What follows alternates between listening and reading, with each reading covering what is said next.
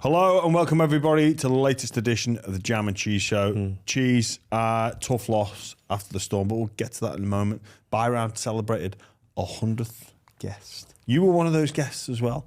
Oh, yeah. Who was the 100th? Tino. Tom Flegler. Tom Flegler. Yes. So we had a bit of a toss-up which one, because we recorded them. I think Tino's this week. He was fascinating chat. You steered us into some good conversations. So thanks for that, Cheese. Yeah, sorry, Tino, if you're listening. But no, we celebrated our 100th guest. So yeah, Tommy Flegler, who adamant he's going to return, which is fantastic news. Great listen. If anyone's not checked that out already. Who was the first? Sam Burgess. Sam Burgess. And when was that? When we first started. Which is? June 2022, according to Tone. Was it? That's not bad. That's No, it wasn't 2022. Yeah, it would have been 2022. That's a new guest every week. Yeah, a couple of double ups. Is it really the 100th guest then? No, it is. It's the 100th unique interview. So we had Seraldo on twice, Shane Richardson on twice. Well done, team. We're doing fantastic. We're flying.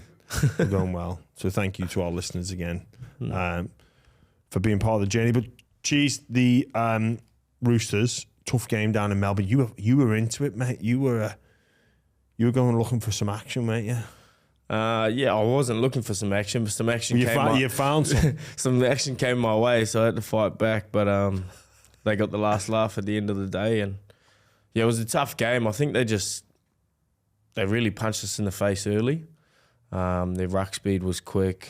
They had a lot of shape coming out of yardage, and we just didn't really start well. And in the last couple of games, we've been winning. We've been starting pretty well, and it's a pretty tough loss to take. I think we try to finesse our way around the game early on, and try to, I guess, pull them apart too early, and we didn't respect their defence a lot. And it was a tough game, and the score reflected how I thought the game went.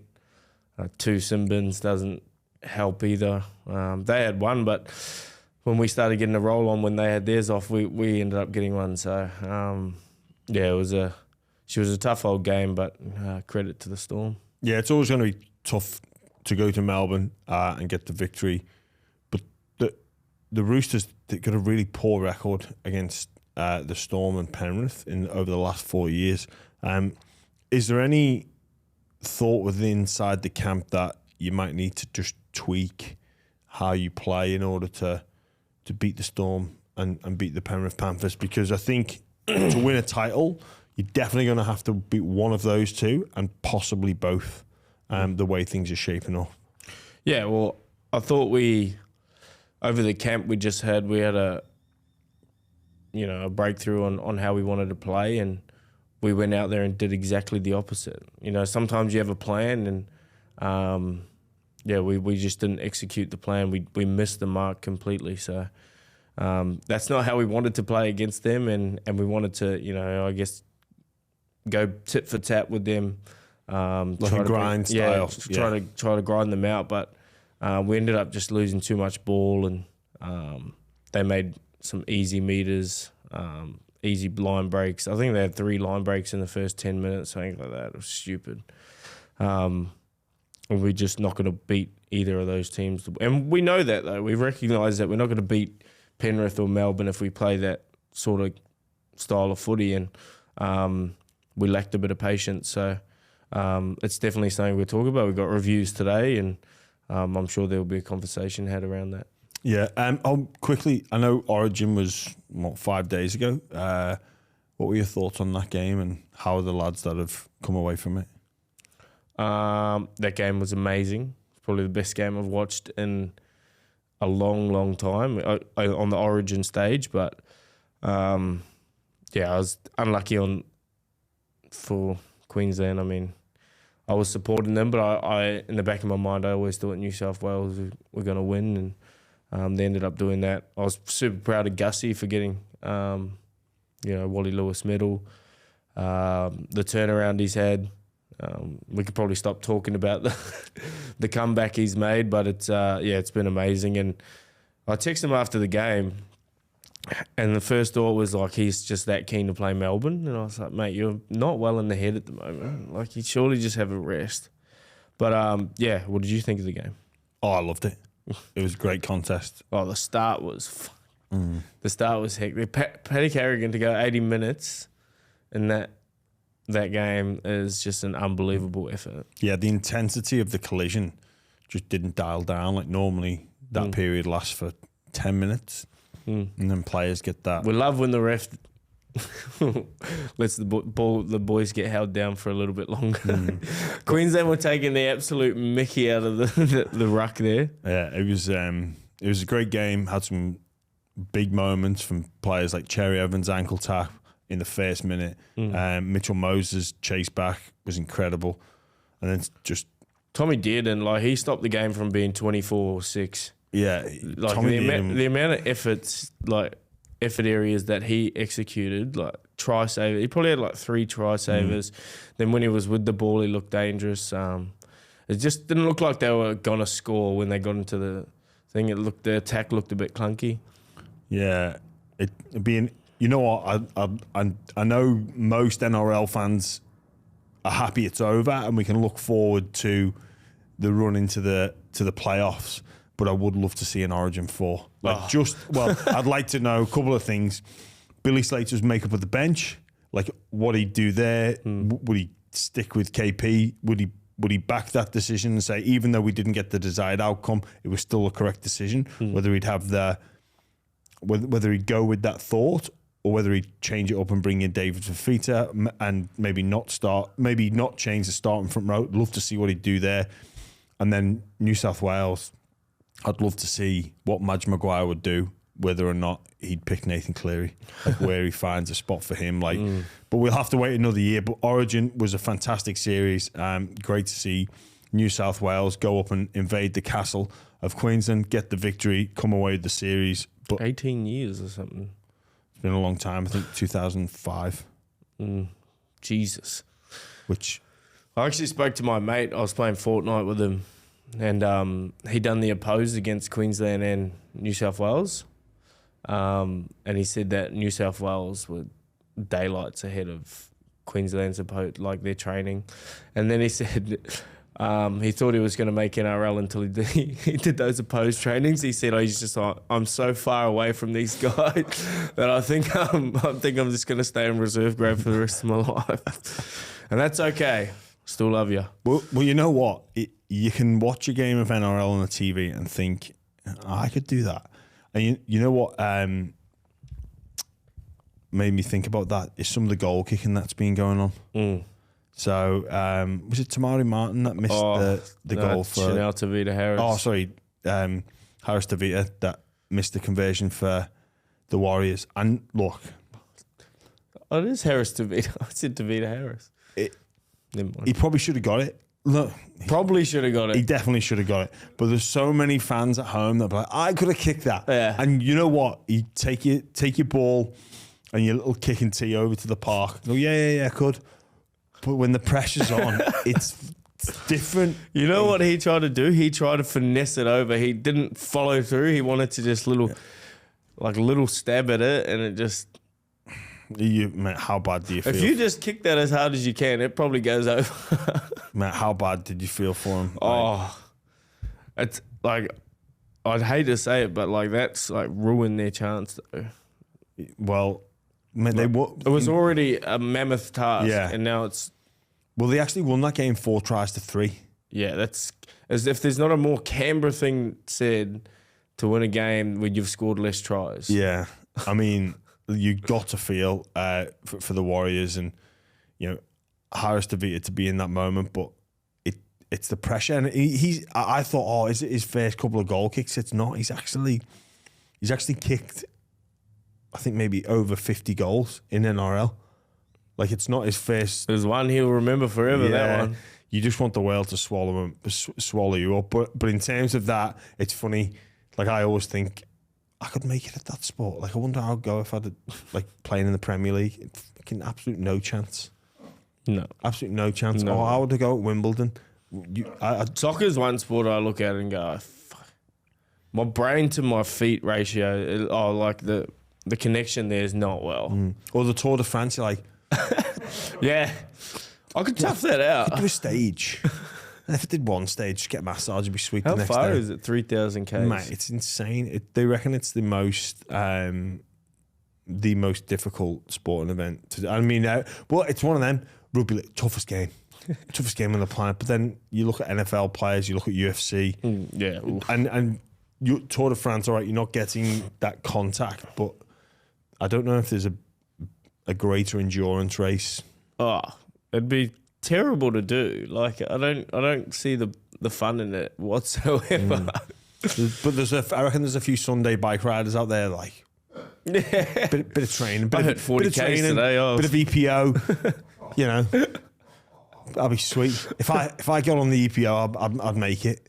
Have you actually seen that documentary Icarus? Yes. And he dopes and he goes worse. Yeah, he does. But yeah, I love that. Like watching sports and like sort of daring to dream. I've had that thought about the Premier League a few times, maybe Championship. You don't look like a Premier League man myself. No, but with a bit of training cheese, I reckon I could. But no, just the race for the 8 has been amazing for a couple of weeks. We're starting to get into that territory now where it's, teams are looking at how many games they've got to win with their remaining fixtures. Obviously, they'll be taking it a week at a time. But it does appear that the Warriors' season is over. They've got that draw, but they basically have to be perfect now moving forward with a host of injuries. Unfortunately for the Warriors, it just doesn't look like it's going to be their year after coming in with such hope to begin with. Yeah, and there's so many teams in the same boat and so many teams that are going to be up for the games. It's not like they're the only team that's in this situation or they're the only team that's got that extra motivation to make the 8. Like everyone's on the same boat that's in or nearabouts with them. I think Broncos are probably the only ones that I think can pull it off. I spoke to Harry. He said that they won't be resting their players for the last game. So I hope he doesn't hate me for saying that. But I think they're resting them for the game before that. Ah, right, okay. Because it's a long flight. It's a Townsville game. I think they're resting the game for the long flight. So. Yeah, fuck you, Harry.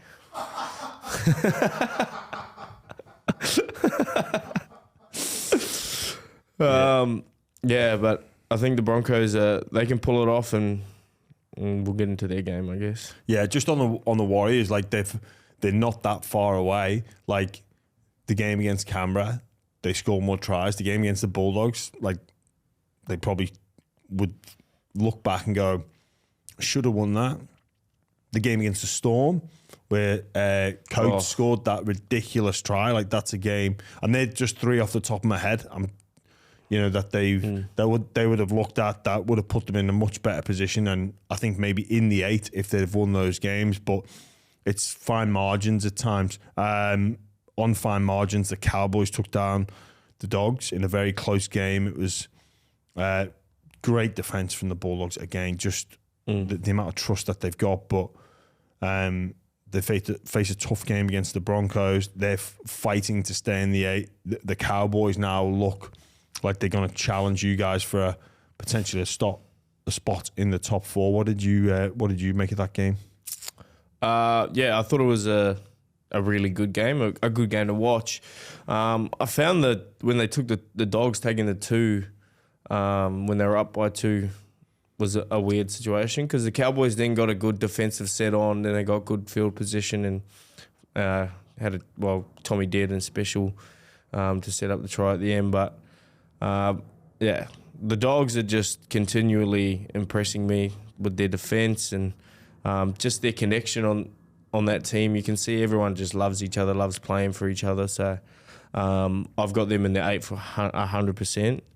And I think they'll trouble a lot of good teams, I think, that are coming up against them. So I think the Broncos and Dogs will be a hell of a good game. One thing from that game, there was a couple of long stoppages, which I don't know if I agree with. So Crichton went down what appeared to be like a neck / shoulder injury, and the game just stopped for about 2 minutes, 3 minutes while he was treated. Now, the same happened with Kickout, which it looked like it could have been a lot worse. Like, he came out of that collision. I didn't know if he was concussed or whatever went wrong, but it was his knee. I don't look, and there were Bulldogs players, so I want to see them attended to. But I don't know if the game should just stop while we treat injuries. Do you know? Do you know what I mean? Like, yeah, I guess. Like, it's hard to just remove them from the field, but can we just stop the game while a player gets treated? Were they both head, like neck? Well, Kickout was knee, but I don't know. It looked like his knee. It could have been anything with Kickout. Like, that was a strange collision. Crichton it actually disadvantaged the Bulldogs because if he plays the ball quickly, they likely score. But I just don't know. I don't know about long stoppages and then players just being allowed to get up and carry on. I don't agree with it either, but I don't have a solution. Yeah, I know. Anyway, it's just because I know if that's against me, or if it's disadvantaging me, I'm blowing up the looks. Like, get them off. Like, it wouldn't, you know. Yeah, but if it's for you, what are you doing then? Well, you're cheering. You beauty. Yes, just take a breath. The Penrith Panthers, Nathan Cleary back, did the ice in the veins celebration. He's pissing. Like, he had a really good return to play. Like, ran the ball a lot, looked incredibly fit. Makes you wonder if he's been ready to play for a while, and they've just maybe potentially held him back a little bit. Like, we saw that. I mean, if the Panthers were losing games, I think he could have come back a little bit earlier, but they've been rolling. But that game was fucking insane, man. Yeah. He is the most clutch player. Like, obviously the grand final last year, but like, if you have a look at the last 10 minutes of the game, how much he just demands the ball. Like, it's just the last 10 minutes of the game is his moment. Yeah. Even when we won, fucking going back 4 years now, in 2020, like, the last 10 minutes, he scored a try to put us down, only up by 6. And it's just the ability to, think you're still in the game. I don't think I've ever seen a player as good. And obviously I've been watching Nathan ever since he started, so... Mate, the field goal is stupid as well. Like, he's 45 metres out. There's 4 minutes to go. So if you kick a 7 tackle, it's like... It was the second set of golden point, yeah. There's 3 minutes 30, 3 minutes 40 to go. And he just goes, fuck it, I'm going to bang this. And he banged it. Mate, it was insane. I wasn't I was calling that game for Triple M and didn't expect it. It was kind of like, Cleary's just going to put a kick in the corner, like that box-style kick, pin the Dolphins, and they'll get them the next time, and they'll probably score. But it was just... It was one and done, too. How many games have we seen in Golden Point where it's been like a field goal ding-dong? And they keep missing. It's just one and done. It's just, give me the ball, bang. And he was only 2 meters away from the ruck. I don't know I don't know what the marker was up to, but... Well, maybe that's it. He actually, to be fair to Nathan, he did miss one. He is human. Maybe that's part of it, is just disguise the field goal, because then you don't get pressure. You know, if you just stand like you're doing a normal kick. Yeah. Maybe there's something in that. But what a player, and how good is the competition going to be for having him back? It's scary for everybody else, but the Dolphins will feel like they let that one slip. Not too dissimilar to the Dogs. They were in a good position to win the game. And, you know, young Isaiah Katoa probably had a chance there to... knock a field goal over and get he was about 15 metres out. Yeah, I don't know. He just put that kick across and probably just got lost. And you can forgive him because he's only 19, 20 at best. Yeah. Like, he just got a little bit lost in that moment, and probably should have at least attempted a field goal.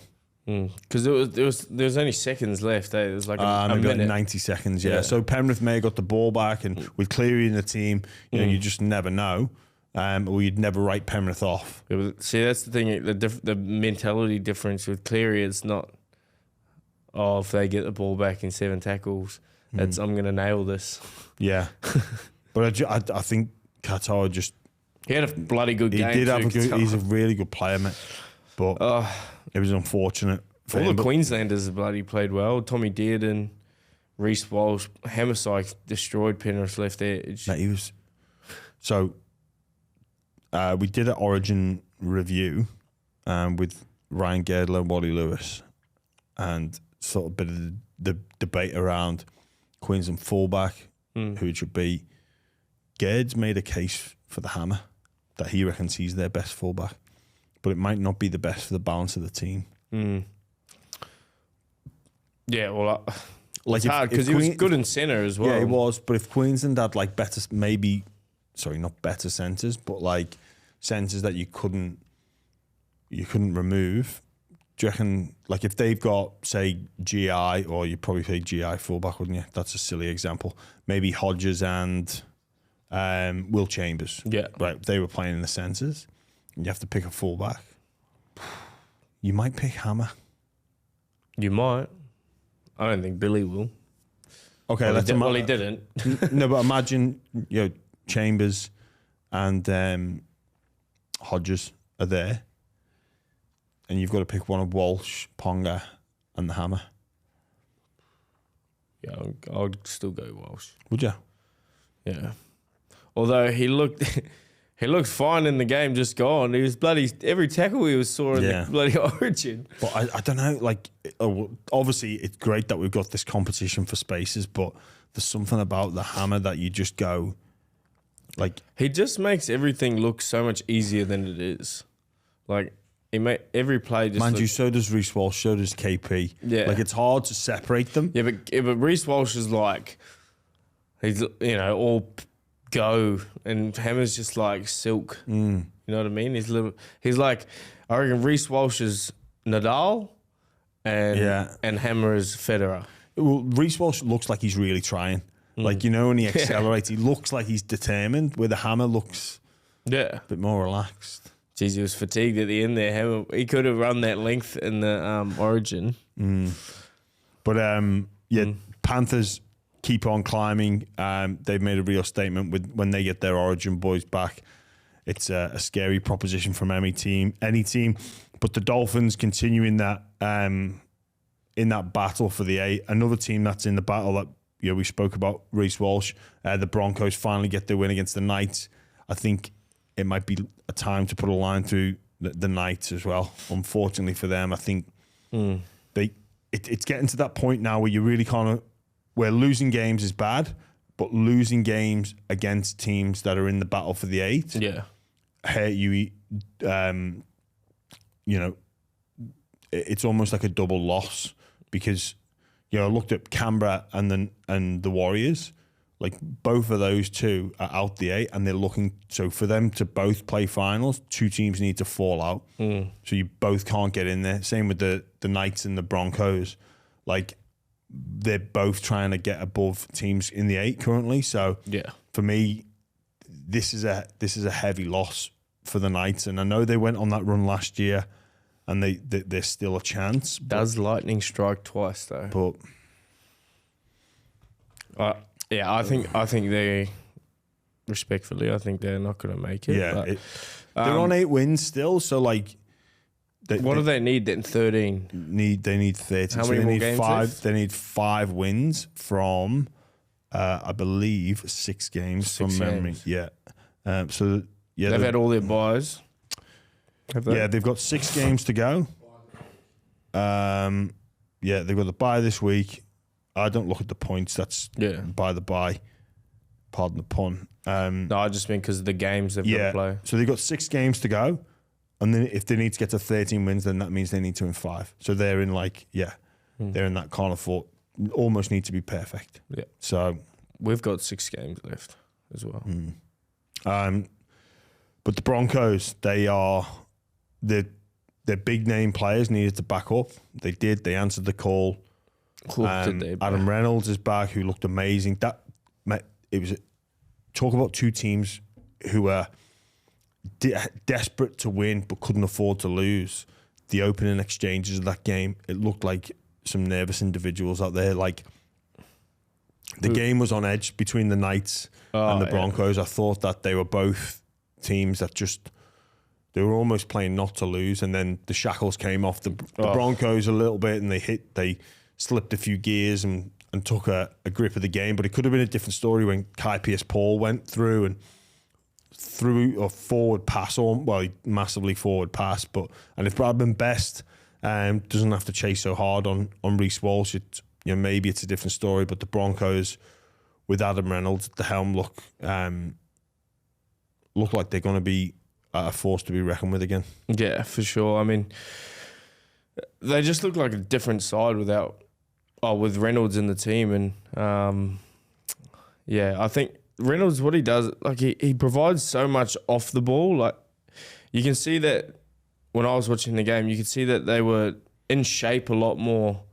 And it gives the defense more to worry about. Even if you're not getting the ball, like coming out of yardage, even if Reynolds is not getting the ball, he's got the defense worried. They look up, they see shape, and then it just gives the outside backs a bit more room to work with. And I think with Reynolds in the side, if he's healthy, if everyone's healthy, I think they can make the 8. I think the toughest game ahead of them would be the Bulldogs one, and then obviously Melbourne round.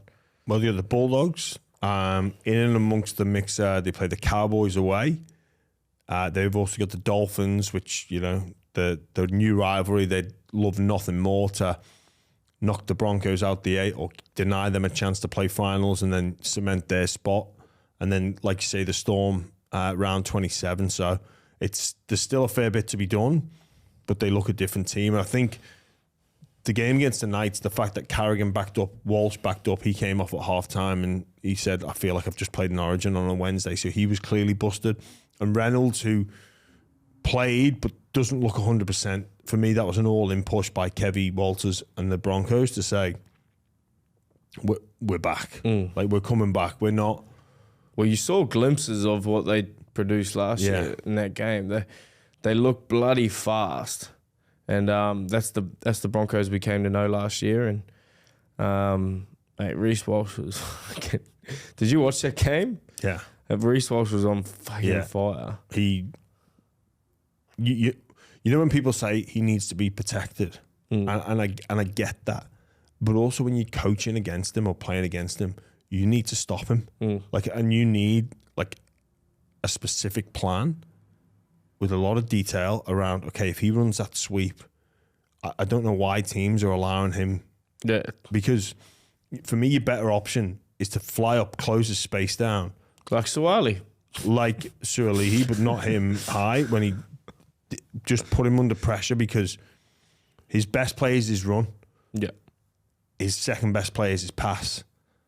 So make him pass and deal with the consequences later. Because if you let him run, he's going to make a break. He's going to punish you. So if it's not the centre that jams, then it's got to be the winger that jams on him and shut his space down and let people get on the outside of you. That's fine. Because if you don't, if you let him sweep on 3-on-2, he's going to run and burn that 3-man every single day of the week. Time. And then maybe pass. So, look, protect him from foul play, absolutely. But defensively, you just have to have a plan. You can't allow him to just be, or you can't be passive. You can't be... Some teams use that sort of passive defense where they work from the inside and shuffle out. If you do that against Reece Walsh, he'll destroy you. Yeah, you can see in the Origin, Luai and Crichton, they both get up really hard and then just sort of shut that space off and then back off. And then, it's like a mirage that you're going to be there. And like a spook. Yeah, exactly. And when you're running that fast the way he does, it's hard to get you to make the right decision because your ball's out. But yeah, he played a hell of a game, and he's going to have to play a few more of those if Broncos want to be a chance. Yeah, another team that's starting to fire, Manly Sea Eagles. They were a convincing victory against the Titans. Des Hasler returning, but it was all about Turbo, who's back at fullback. And yeah, the centre experiment, I think, lasted a week. Yeah. I wonder what that was. I think it was to get K's in his legs, but I think ultimately there was maybe a realisation that Manly need Turbo to play fullback if they're any chance of winning the comp. Yeah, he was stupid. I guess he'll be getting a lot of attention. We play Manly this week, and super grateful Ulukwatu's not playing. I think he almost retired Luke Cleary last time we played them. So I think that's why Luke Cleary announced his retirement and then figured out there's no Ulukwatu over in Super League. So, I'm grateful we're not playing against that big also. They played really well against you at Brookvale. Yeah. What was that, round 2 after Vegas? Round 3? We better learn our lesson real quick from Melbourne game, because that's exactly what happened against Manly when we played them. We're a much different side. That was round 2, but they came out and punched us in the face, and we couldn't hold on. But yeah, Turbo he's absolutely flying. I think he had like 2 tries, 3 tries, just 200 metres. It's a pretty normal stat line for him in 2020. But he'll get a lot of focus, and it's just, I guess, slowing their forward pack down is the biggest part to defending Manly, because once they get a roll on, they just they don't stop. They're pretty relentless, and they got good outside backs, Ruben Garrick, Tommy Talau. I'm looking forward to playing them up at the Allianz. Oh, it's the Allianz. Oh, it should be a good game. Should be a really good game. A bit of a opportunity. Well, again, that opportunity for them to make a top 4 statement, or to get into the top 4, really. If they need to beat you guys for a chance to get there, take 2 points off you and get 2 points themselves. So it'll be a big game for Manly. It should be a cracking game against you guys, the Roosters. Some teams are already looking forward to next year. The West Tigers, they've had a reshuffle Robbie Farah's moved on. They've got some players coming in. Luai, who's going to be fantastic for them. South Sydney, with their coach next year, they've obviously got Wayne Bennett. But the Eels, they've new coach, Jason Riles. I still don't quite know if he's starting yet, or if he's actually taking over the reins, or he's just going to be there, but he's getting a feel for it. One of the decisions has come to light that Trent Barrett, his former teammate from the Dragons, won't be there. So, which is a big call to move him on, because, Trent's obviously close with the players there, but I think Riles probably just thinks he needs a fresh start from the Brad Arthur staff. A couple of players looking to be potentially moved on. Mattison, Sevo, and Gutherson maybe moving from fullback, and Blaise Talangi coming in. What do you make of all that change, Cheese? That's a lot. That's a lot to take in. I mean, I myself would not move Gutho. I think he's one of the best fullbacks in the comp, and what he provides for that team is, I don't think it's replaceable. And putting that much pressure on Talangi, is that how you say it? Talangi, yeah. Talangi, to make a bounce back after they're putting so much pressure on that young fella. He's a good player, but fuck, I just don't know. Is Gutho a centre? Have we even seen him in centre? I mean, I don't know what he's going to bring from senses. No, because his game is high effort. Yeah. Be everywhere, do everything. He's like defense. Dylan Edwards. Yeah. But not as effective, because he's in a team that's underperforming. Yeah. And he's not that flash player, but the model of fullback is the Dylan Edwards style. Yeah, that's absolutely. where Gutho can get to, and I think I'm with you, mate.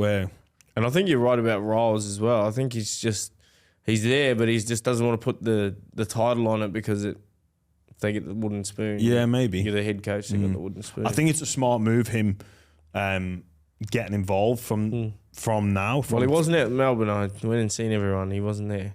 Yeah, well, yeah, he's being allowed to go. I think he'll need to reshape that roster as well. Like I've said it multiple times, I think their forwards are all really good, but they're a bit the same. And it's not a knock on them, but they're a bit samey, which is fine if that's the style of football you want to play and that's the hill you're going to die on.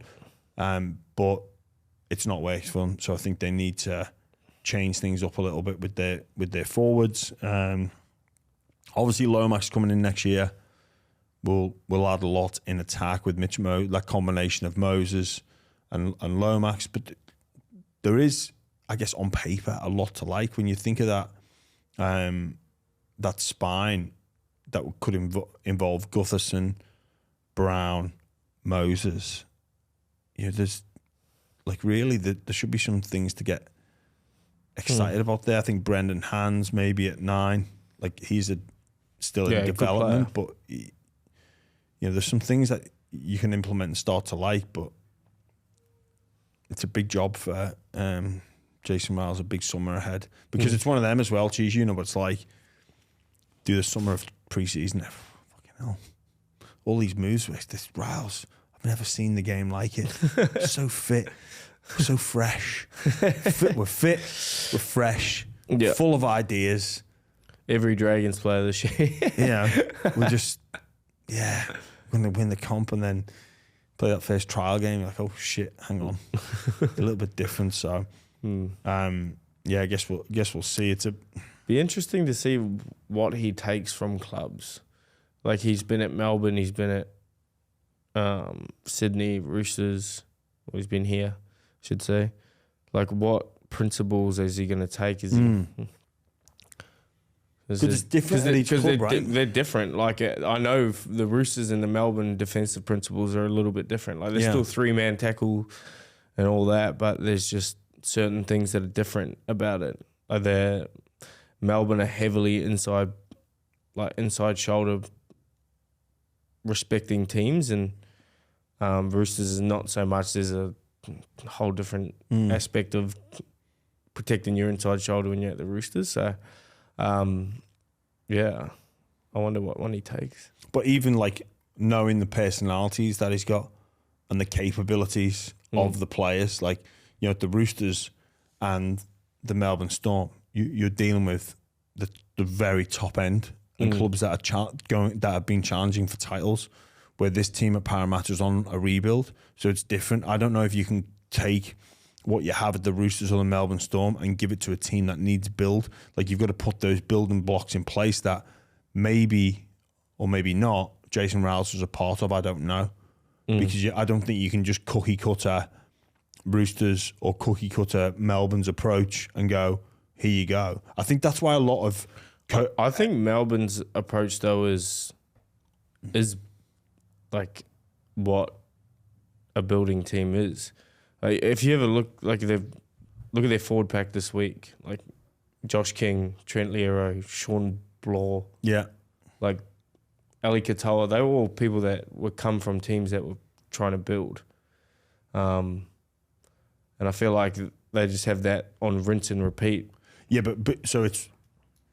but they go into that system where it wasn't working, and then they go to somewhere that it is working, and it's incredible, what an individual will do when they go to a different environment. So it's no fluke that Melbourne get the best out of these people because they've got those building blocks already in place.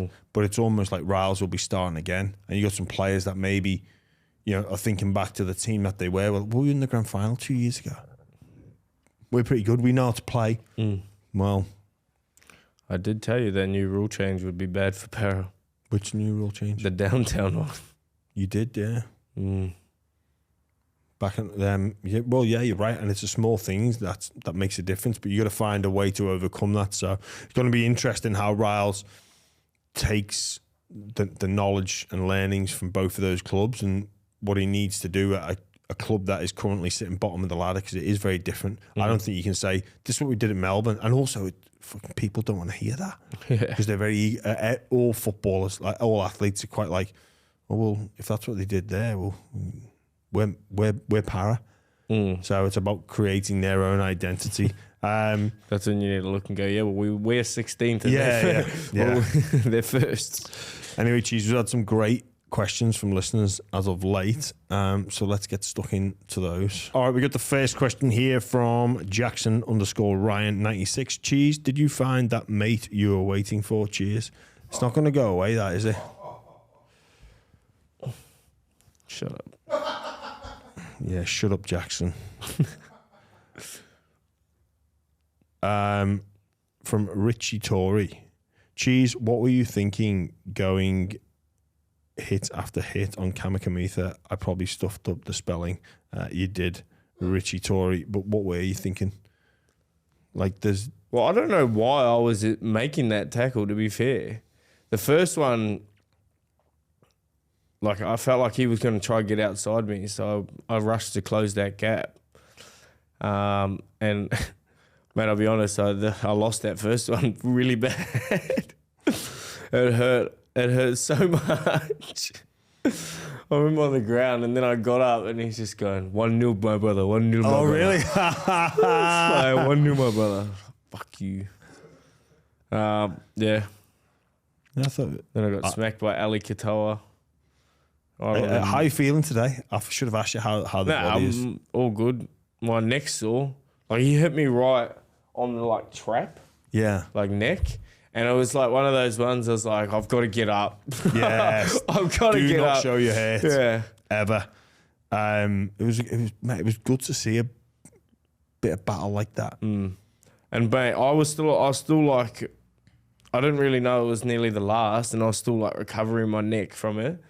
And then I looked up, and there was just a gap, like 5 meter gap from the mark to the A. And I was like, fuck, I got to fill that space. And then I ended up sprinting, and then Will Wilbeck comes straight at me. But I was already at full sprint, so I was like, this is perfect. Get that into you. Then off to the bench. Yeah. See you later. Pop that, you dog. See you, boys. Great time. Mate, you know what? To be fair, though, if you know you're coming off, like those last 2 sets, you can go after it. This is a good one. From Linky Pinky 87. Great name. Say your inner thoughts out loud or everything. Say your inner thoughts out loud or everything phone on speaker. No texting. Oh. There's no way I'm letting my inner thoughts. Yeah, but then you've got to put everything on your phone. It's got to be like like you answer all your calls on speaker or your text, your WhatsApp. Yeah, I'd much rather that. Yeah, I think I'm probably right. Yeah. Like, it's a tough one, but my inner thoughts would be incriminating. I'd be in jail. Yeah. And then my inner thoughts in jail, oof. Wouldn't be nice. We'll leave that up to our listeners' imaginations. Oh, God. That's a good question, though. That is a really, really good question. One question here. Were the Bulldogs robbed by the Bailey Hayward try that was disallowed? From Perry _ That's the one he lost today. Karen Astastis. Sorry for the pronunciation. That was the 2 point they took. But I don't know. I don't know. I honestly, so again, like the rules, I thought if you lose control, which I think he did lose control, maybe like the Api Coruscant one, because he didn't bounce it because it didn't bounce high enough, but he lost control. But did he keep his hand on it? And is that a try? I think it's like, I thought that one was a bit worse than Uppy's. Like I thought it was a little bit more loose, but like I'd easily be happy with that being a try. Yeah, but I think the rules are if you lose control, you can't. Yeah, but you can't lose it and then slam it down, can you? No, you got to regather it. Yeah, but like say it's a grubber through, you can just slam it down. Yeah, you can. Yeah, so it's different with kicks. We've had this conversation before. Look, I'm not going to say robbed. Yeah, I'm not going to say robbed. I think it was. Look, I think Bailey Hayward would want that. He was close and he'd want that back, and it's not. Yeah, you can't blame. I feel like every buy round's either a hip drop or something like that. I didn't think Aiden Caesars was a hip drop. Didn't you? Nah, I thought he just got bumped and then like his feet come off the deck. Oh well. Anyway, geez, been fantastic. All the best this weekend against Manly. Thanks for joining us. We'll catch you all next week. Thanks, mate.